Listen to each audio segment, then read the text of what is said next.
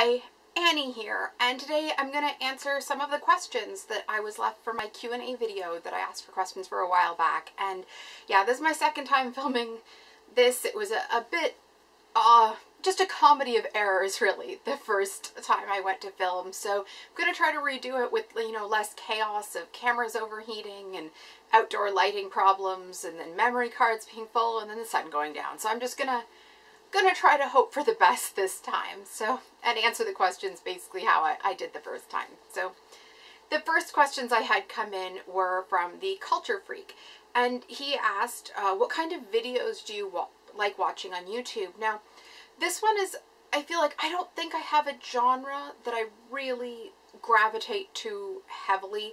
I used to watch more of the beauty makeup channels. I don't watch as much of them now. I watch a few people that do lifestyle stuff. I watch, the movie and TV related stuff. I like content. I watch some family vloggers. I watch a real mix, I'd say. I watch DIY people. I watch crafting tutorials. I'm trying to think what I have, factual, like mental floss and those kind of what I learned today, those type of channels. And yeah, so I have quite an array, but I would say that whoever I'm watching more for the relational value, generally speaking. If I'm watching you, it's probably because I enjoy who you are and how you present it rather than strictly for the content, because you might have great content, but I might also just be watching something that I don't necessarily have that much interest in because I want that relational type value, or that's the kind of thing I think that's what I take away most from YouTube, is that connection and interactions and that kind of stuff. And just even generally, probably the people that I watch the most are the Saucony Jolies. I watch them every day. I've watched them for years, and it is definitely like that relational value, because as far as other family vloggers go, I watch maybe, 2 or 3 others, but not with any regularity. Like that's like my last show of the day is usually the Saucony Jolies. That's kind of how I end my day, and it's just been part of my routine, but it's also because I find them, it's that connection that's been built now over the years, that they don't know me, but I know them, and I get that value out of it. So yeah. He also asked what my favorite childhood movies were. Now, I'd say I liked a lot of like classics even as a child, like Meet Me in St. Louis. The Wizard of Oz was probably the first movie that I was really super attached to. Cheaper by the Dozen, Parent Trap. I'm actually going to link I did a nostalgic favorites video maybe 8 months ago. Quite a bit ago, but I think it was last summer. But anyway, that'll be linked below for anybody who wants to see more of like kind of my nostalgic favorites and some of my childhood favorites. That'll be linked below. And Culture Freak also asked, what are my favorite Disney movies? Now, I'm going to be somewhat controversial here and say it's The Parent Trap. The original one, not the remake. The original Parent Trap or Mary Poppins. Those are like the two that to me really stand out, that I really feel like I get something out of. I know that's a bit unusual. It's often an animated feature from Disney, but I think the live action for me are definitely my favorite, or the live action like mixed with the animated, like in Mary Poppins. But those are definitely my favorite type of Disney movie.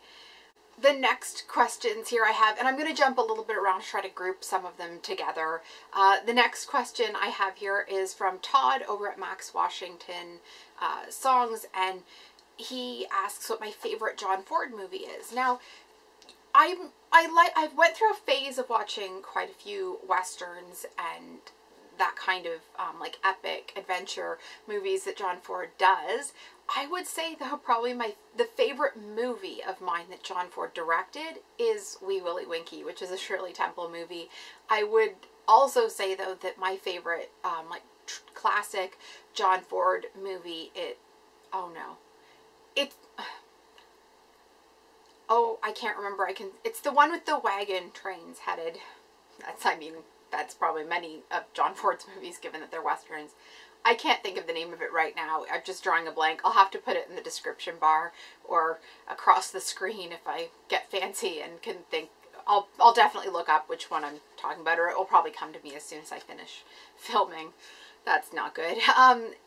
Todd also asked who my favorite Hitchcock actress is. Now this isn't, again, like one I really thought about. I'd say in Hitchcock's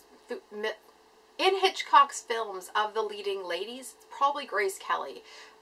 Those are probably my favorite movies that she did, are the Hitchcock films. But out of, you know, Kim Novak and Doris Day and Tippi Hedren, there's just no one there that I really, again, felt hugely connected to. Carole Lombard did Mr. and Mrs. Smith, but that's not exactly your traditional, you know, Hitchcock film. So I'm not going to say her, but I think probably Grace Kelly, the movies she did with him were some of my favorite of hers. But yeah, I think probably in Hitchcock's I'm much more drawn to the character actresses and actors rather than the leading actresses. But that's probably more my interest in Hitchcock. I think though Hitchcock, for me, it's less about who the actor or actress was and far more about the plot and the story and that suspense itself, which is as much as the actresses and actors elevate that, there's just not one that really stands out to me as a favorite. So that was a very long-winded answer for not a question that needed that much, but anyway. My favorite pre-Star Wars sci-fi. This is actually an area, sci-fi in general, that I haven't got much experience with. I haven't watched tons. I mean, I've watched like King Kong and Godzilla and some of those older, you know, ones from the 30s and 40s. The Attack of the, you know, Killer Tomatoes or whatever those ones are from that kind of era. But it's not an... I don't have a favorite, I would say. I know, Todd, you mentioned Logan's Run, but I haven't actually ever seen that one. So I'm going to have to dive more into that. If anybody has suggestions for sci-fi that maybe would ease me in, or, you know, knowing what else I kind of enjoy, what sci-fi might be a good place to start, I'd love to hear. So again, let me know below if something had popped into your head there for a good choice for me. And Lindsay McDonald asked, if you could live in any fictional town or universe for one day, where would you choose and why? Now, this is a question that I actually have thought about at different points over the years. This time, though, it's for only a day. So I thought you could go somewhere that's like a little bit, you know, not dangerous, but more annoying or more interesting. For a lifetime, I think I'd definitely be choosing somewhere, you know, like Mayberry from the Andy Griffith Show, or whatever town it was that Leave It to Beaver was supposed to be in, or, you know, the Ozzie and Harriet town, or somewhere like that if it was a lifetime. Somewhere calm, somewhere where you're unlikely to get killed or too annoyed, and where there's lots of good people around to talk to and kind of potentially befriend and just have a nice life, really. So I think that would be for a lifetime. But for a day, that's like a different, you know, a different question. I still wouldn't want to go anywhere that I might potentially die or be disfigured or maimed, especially with no purpose. So I was thinking Faulty Towers might be quite neat, because, you know, that kind of like level of annoyance you could tolerate for a few days, really, before it would drive you stark raving mad. But I think that would be kind of fun. Vicar of Dibley was another one I thought of. Now, I think I could probably live, you know, happily for quite a while in that kind of universe. But yeah, I think that I'm always like a bit suspicious of people who say, you know, Hogwarts or the Harry Potter universe, because I'm like, that's so violent. So many people died and there was so much bad stuff going on that it always makes me question what they're looking for in life. But yeah, I mean, I can see if you think you're going to be able to do a lot of good somewhere, but as far as just, I think I'd choose somewhere that might be interesting to see, but not dangerous at all for a day, and same for a lifetime. Oh, the other thing I'd had on here was Absolutely Fabulous with those ladies. I think that might be, again, fun for a day. A lot of British stuff, actually, I think I'd written down in my kind of thing for potentially for the day. So yeah, I think those are kind of the places that I'd want to visit. Lindsay also asked what my favorite book It was. And then she had choosing one is usually just impossible. And this is like, I'm usually off-lit favorites, but this is one area where I feel like I do have a definitive favorite, and it is The Count of Monte Cristo. For me, that's just an amazing novel. I had a teacher who actually read it to us when we were at lunchtime in 7th grade. It's just been a book I've always really connected with, and not necessarily like the evil or the revenge part of it. Just, I think it was one I read a lot before that. I was always read to as a child. Both my parents like used to read to us at nighttime when we were going to bed, but somehow The Count of Monte Cristo was a bit different when I read it that first time, and since then I've read it, you know, numerous times over the years, and I always find something different in it. I always get something else out of it. I feel like I learn something every time I read it. I connect with different characters. I don't know, it really is very visual in my mind too, and that might be part of it, that it was so like a vividly constructed world in my head that it captured something slightly different than the other ones that, I don't know, maybe I felt like I had to work a little bit harder to see that in, you know, in the mind's eye when I was reading it or when it was being read to me. So yeah, I definitely say Count of Monte Cristo is the top. And feeding back into that, Parsnip Burger had asked what some of my favorite books or literature was. So Count of Monte Cristo is definitely the top. I also love Lord Peter Wimsey books by Dorothy L. Sayers. I actually love a lot of her essay writing as well. It's very interesting. I find it very thought-provoking. Even if I don't agree with what she's saying, I do feel like I really get something out of it. Also, I love Jane Austen. I've gone through different phases with Jane Austen, but right now Persuasion is definitely my favorite, and it's probably been that way for about close to a decade, maybe, I want to say. But earlier in life, I definitely, Pride and Prejudice or Sense of Sensibility would have been my favorite for a flash-in-the-pan moment. Northanger Abbey was, but Persuasion has been where I have settled down. And again, I think that feeds back into my thing about just like a calm life and all of that stuff. I think it does make a lot of sense for me that is my favorite of the Austen novels now. I also, as far as nonfiction writers go, I love Peter Biskind. He does a lot of Hollywood stuff. My favorite of his is Down and Dirty Pictures, which is the rise of Miramax in independent film in the 90s. But he's got some great stuff. I actually read the Star biography of Warren Beatty. I'm not a big Warren Beatty fan, but I read it because Peter Biskind was writing it and really enjoyed it. You know, again, just, he's got some great stuff. If you are interested in the independent cinema in the 70s, that kind of moving away from the studio system, I recommend Easy Rider, Raging Bull. And if you're a Martin Scorsese type and the 80s kind of movies, there, Gods and Monsters is an excellent one. Just amazing. He's got a new book coming out.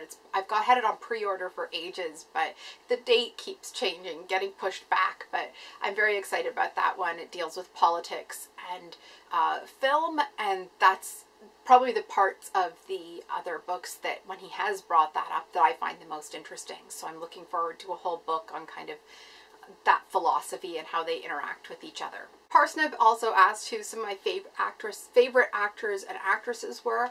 I think as I've gotten older, I probably have fewer that are just for them. As much as I love, you know, some people, when I see them on a chat show, like currently they're still alive, or panel shows, I feel like a lot of the people I really love there, I'm not necessarily a big fan of everything they do. So Cary Grant and Audrey Hepburn have definitely been kind of like lifelong favorites that way, but at the same time, not necessarily like where every movie I love. Hugh Grant, I really had a Hugh Grant kind of phase at the end of high school through probably college type age, and yeah, so those are some of the ones that I've been obsessed with in the past, but I really do feel like as I've gotten older, that's been less and less. I love Miranda Hart. I haven't watched Call the Midwife, but I do love her sitcom, and whenever I see her on panel shows or talk shows, I really like her.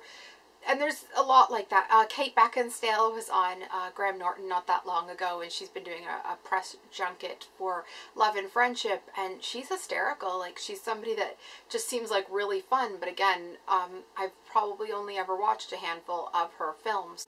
So yeah, I think that it's a tough question for me right now, because I feel like as I've gotten older, it's just, there's fewer where I'm just like, oh, I love that person.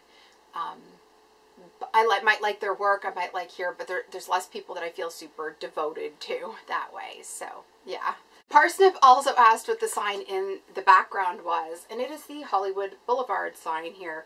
I purchased this actually not in Hollywood or not in Los Angeles, or nowhere near there. I bought it in Frankenmuth, Michigan, which is a little very touristy town, quite kitschy, and it's kind of like a German-themed European village. It was settled by Germans. There's quite a lot of German families there, but it's a very kind of kitschy tourist town now. But I've been going there since I was, I think 8 or 9 was the first time we went, and yeah, anyway, I bought this because I was going to try to do get some stuff to make a little wall, or, you know, for taking photos or stuff, and then I never ended up doing this. But when I started doing YouTube, I decided to hang it in the background. I was planning on decorating the background, which just didn't end up fully happening, but yeah, so that's what that is. And Alexandria Vaughn asked, what is your dream vacation spot? So I'm going to say probably anywhere that's relatively quiet, remote, maybe a bit desolate.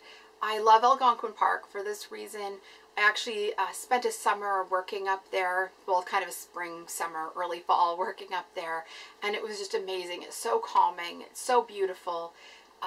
Just love it. And PEI probably for the same reason, especially once you get kind of a little bit off the beaten path there. I find it really just amazingly calming to be walking by the water and all of that kind of good stuff. For that same reason, I'd really love to visit the Hebrides in Scotland, and just, you know, any of those kind of like outlying islands in the north, and same in Alaska and the Northwest Territories, and the Yukon is also somewhere I'd like to visit. So yeah, probably a little bit unusual. I really like that that remoteness that just sometimes just has its own beauty. Kind of, I always find it quite wonderful and inspiring when I'm in those type of situations. So anyway, I think that is going to be it for part 1, because I know this is dragging on a bit. I'm going to answer the rest of the questions in part 2, so stick around for that. And yeah, thanks for watching. Please subscribe if you haven't already. I put out a new video every Wednesday, and occasionally a sneaky extra one on the weekend, so watch out for those. Give this video a like if you enjoyed it, and I'll see you soon. Bye!